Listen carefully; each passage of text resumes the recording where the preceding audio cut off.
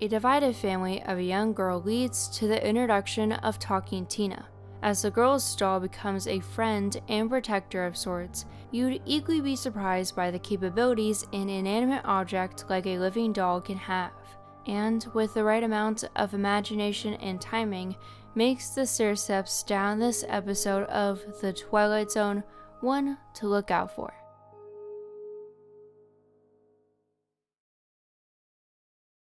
The living doll of this episode, who goes by Talking Tina, may seem harmless and loving when she's unboxed in the Streater family's home. But what isn't to be expected is that the inanimate figure will take on a life of her own and be a second matriarchal figure to her owner. Eric, played by Telly Savalas, is the husband to Annabelle, played by Mary Lou Roach, and the stepfather to her daughter Christy, played by Tracy Stratford. As our mother and daughter duo enter into the home from shopping, you could tell that there's a hostility in the main living room, a setting that we see reused in other episodes. And as Christy is gleeful about her doll, all Eric gets riled up about is the cost, and then as he finds himself alone, winds up the doll. My name is Talkie Tina, and I don't think I like you. Freaked out by Tiny Tina and her disfavor on him, we see him grow angrier and especially tormental towards the doll.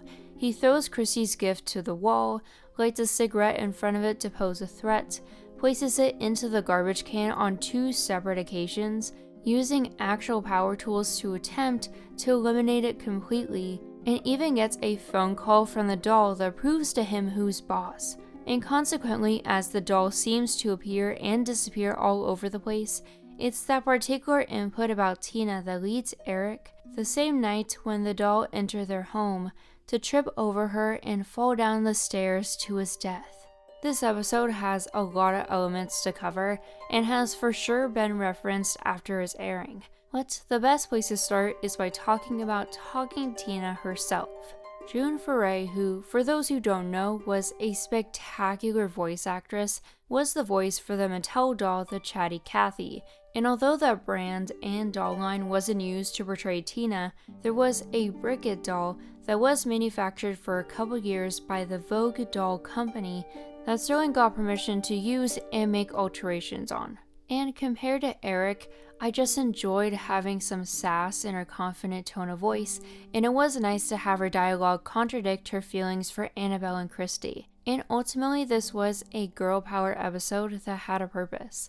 And that purpose was for Eric to see how he was breaking up his family dynamic. To explain this as simply as I can, Eric is shown to not be the greatest guy. He has a lot of frustrations with growing their family and accepting Chrissy as his own child, and carries on presumptions about her and Annabelle scaring him through the doll. And it doesn't take long for the audience to understand that he's just lashing out, probably to have some sort of control, and that the emotional strains are more than what he terms as Freudian gibberish. And Christy and Annabelle do try to be affectionate and accept Eric into their lives, but he doesn't reciprocate that, nor does he realize that he upsets those around him, and even then, only gives the doll back in the climactic point of the story without a promise to change for the better.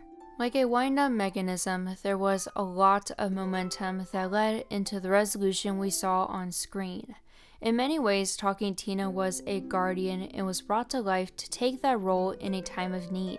And with a complemented score of the bass clarinet, harp, and celesta, some witty and raw writing by Jerry Soule and Charlie Beaumont, and some taken stair steps up and down the highs and lows of this family-oriented premise, and through its encapsulated cinematography, this visit into the Twilight Zone surely had a lot of themes to unwrap.